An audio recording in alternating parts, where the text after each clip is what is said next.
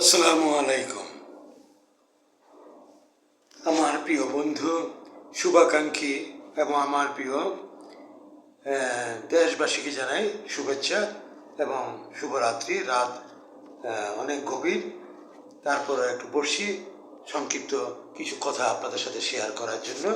কারণ বর্তমান রাজনৈতিক এবং সামগ্রিক পরিস্থিতি নিয়ে আসলে সবাই যতটুকু সুযোগ পায় ততটুকুই বলা, নিজেদের অভিব্যক্তিগুলি প্রকাশ করা উচিত। যে অভিব্যক্তি প্রকাশ করলে রাষ্ট্রের জনগণ এবং সবারই যেন একটু মঙ্গল হয়, ভালো হয়, আমরা যেন একটু ভালো থাকতে পারি। এই প্রিয় শ্রোতাবৃন্দ, আমি এখন বসেছি, দেখুন কয়েকটি জিনিস আমাকে খুব একটা নাগরিক হিসেবে এবং রাষ্ট্রের মালিক হিসেবে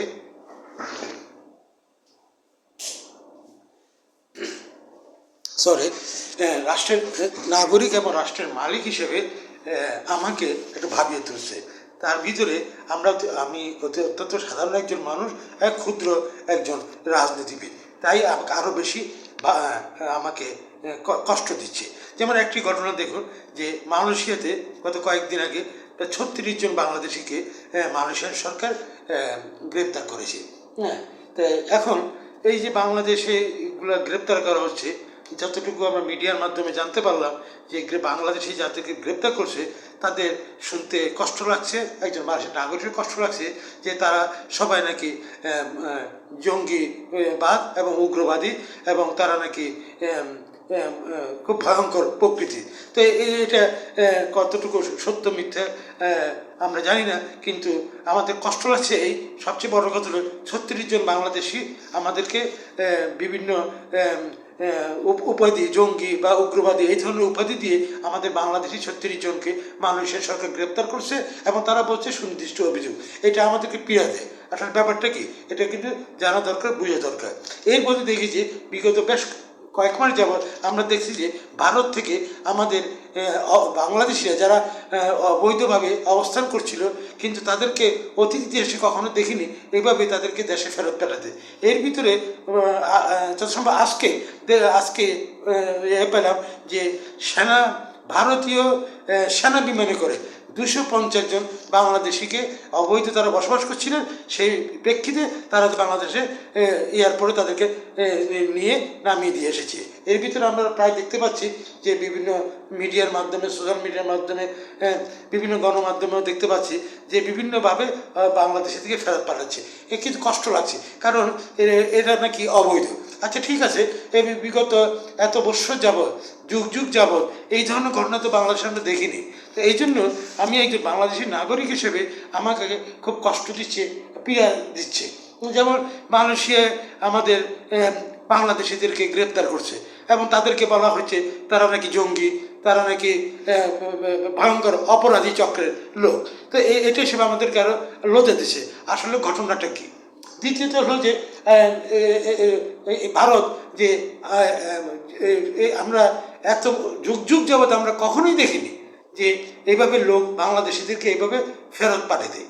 কারণ এই ফেরত যে পাঠাচ্ছে এটার ঘটনাটা কী, এটা আমাদের একজন নাগরিক হিসেবে কষ্ট হচ্ছে। ঠিক আছে, আমাদের দেশের লোক আমাদের এখানে পাঠাচ্ছে, তাতে কোনো অসুবিধা, কিন্তু এটা ঘটনাটা আমাদের জানা উচিত যারা রাষ্ট্র পরিচালনা করছেন এবং তাদেরকে এই ব্যাপারটা অত্যন্ত গুরুত্ব সহকারে পাঠাচ্ছে। একদিকে আমরা জঙ্গি রাষ্ট্র হিসেবে স্বীকৃতি পাচ্ছি, এই যেমন 36 জন গ্রেপ্তার হয়েছে এবং বিভিন্ন উপাধিতে আমাদেরকে আন্তর্জাতিক বিশ্ব বিভিন্ন দেশে এগুলি ঘটাচ্ছে। এদিকে ভারত থেকে অবৈধ বাংলাদেশি থেকে আমাদের ফেরত পাঠাচ্ছে।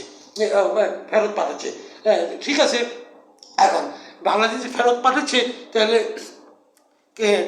এটা সমাধান দরকার। এত বছর হয়নি, এখন কেন হচ্ছে? এই জন্য সরকারকে আসলে একটা কূটনৈতিকভাবে এবং কূটনৈতিকভাবে এটা সমাধান করা উচিত। আর এগুলি আসলে ঘটনা হচ্ছে, সবচেয়ে বড় কথা হলো যে রাষ্ট্রের, আমাদের দেশের ভিতরেও বর্তমান যেভাবে চলছে রাজনৈতিক কর্মকাণ্ডগুলি সঠিকভাবে করা হচ্ছে না এবং এগুলো সব কিছু হলো রাজনৈতিক ইস্যু। রাজনৈতিকভাবেই এগুলি সমাধান করা উচিত। আর রাজনৈতিকভাবে সমাধান করতে গেলে তাহলে কিন্তু একজন রাজনৈতিকভাবে জনগণের ম্যান্ডেটরি এবং সাংবিধানিক একটা সরকার থাকা মনে হয় অতিবই গুরুত্বপূর্ণ। যার কারণে যে এটার প্রেক্ষিতে হয়তো আমাদেরকে কেউ গুরুত্ব দিচ্ছে কিনা একটু ভেবে দেখা উচিত বর্তমানে যারা চালাচ্ছে। তো যাই হোক, জুলাই আগস্টে বর্তমান চলমান বাংলাদেশে আন্তর্জাতিক মঞ্চে সুনাম কি আমাদের ক্ষুণ্ণ হচ্ছে না? যে এইসব এক একটা কাণ্ড কারখানা এবং দেশের বিরুদ্ধে যা করছে এটা বলুন, এটি আমার একটা প্রশ্ন যে সুনাম কি ক্ষুণ্ণ হচ্ছে না? এটা জনগণের প্রশ্ন। সভ্য সমাজ তো দূরের কথা, অসভ্য সমাজে কি আমরা রূপান্তরিত হয়ে গেলাম? সাধারণত সুষ্ঠু রাজনীতির সমাধান হওয়া দরকার। এই সমাধানগুলো রাজনৈতিক সমাধান দরকার এবং গণতান্ত্রিক ব্যবস্থা একটা শক্তপীঠ গড়ে তুলতে না পারলে স্বাধীন সার্বভৌম রাষ্ট্রের জন্য এটি কিন্তু অত্যন্ত উদ্বেগজনক। কারণ আমরা এটা একটা রাজনৈতিক সমাধান হতে গেলে তখন কিন্তু একটা জনগণের দ্বারা একটা নির্বাচিত সরকার সম্ভব। আর বর্তমান সরকার যারা আছেন তারা যে সাংবিধানিক বলে তো আছেন কি না জানি না, যদি থেকে থাকেন তো আলহামদুলিল্লাহ। এখন এগুলির একটা সমাধান এগুলো করা দরকার। এটার একটা এবং দেশে একটা রাজনৈতিক দলগুলোকে ছোট বড় সেটা বড় কথা, সবাইকে একটা রাজনীতি করার একটা অধিকার থাকা দরকার এবং রাজনীতি কথা করা দরকার এবং গণতান্ত্রিক ভিতটাকে শক্তিশালী করতে হলে রাজনীতির বিকল্প নেই। আর রাজনৈতিক দলগুলোকে খোলাখুলি রাজনীতি করার মতো সাহস সঞ্চার করতে হবে এবং পরিবেশ তৈরি করতে হবে যারা রাষ্ট্র পরিচয় তাদেরই। এখন আমার একটাই জিনিসই খুব বেশি যে মানে লজ্জা লাগছে যে আসলে বাংলাদেশ বিশ্বমঞ্চে কলঙ্কিত হচ্ছে না অলঙ্কৃত হচ্ছে। জনগণ রাষ্ট্রের মালিক, আমি জনগণ হয়ে, আমি একজন নাগরিক হয়ে আমি সেটা একটু জানতে চাই, বুঝতে চাই। কারণ আমাদেরকে লজ্জা দিচ্ছে, পীড়া দিচ্ছে। এমনি ভালো নেই, আন্তর্জাতিকভাবে যদি আমরা লজ্জিত এইভাবে ধিক্ষিত ঘৃণিত হই তাহলে জাতি হিসেবে আমাদের জন্য অত্যন্ত কষ্টের ব্যাপার, লজ্জার ব্যাপার। তাই আমাদেরকে ভাবতে হবে এটা সুষ্ঠু সমাধান এবং এটি রাজনৈতিক সমাধান এবং সকল রাজনৈতিক দলগুলিকে খোলা মনে রাজনীতি করতে হবে। রাষ্ট্রের জনগণের কথা বলতেই হবে। আপনারা যদি মুখ বন্ধ করে রাখেন তাহলে হবে না, কথা বলতে হবে এবং সে গঠনমূলক কথা বলতে হবে এবং গঠনমূলক কথাগুলি বলতে গিয়ে রাষ্ট্রের যেন কল্যাণ হয়, যেন কোনো সুনাম ক্ষুণ্ণ যেন না হয়, সেদিকে লক্ষ্য রাখবেন। রাষ্ট্রকে হেফাজতে রাখতে হবে, রক্ষা করতে হবে। আমরা কলঙ্কিত হতে চাই না, আমরা অলঙ্কৃত হতে চাই। ধন্যবাদ সবাইকে।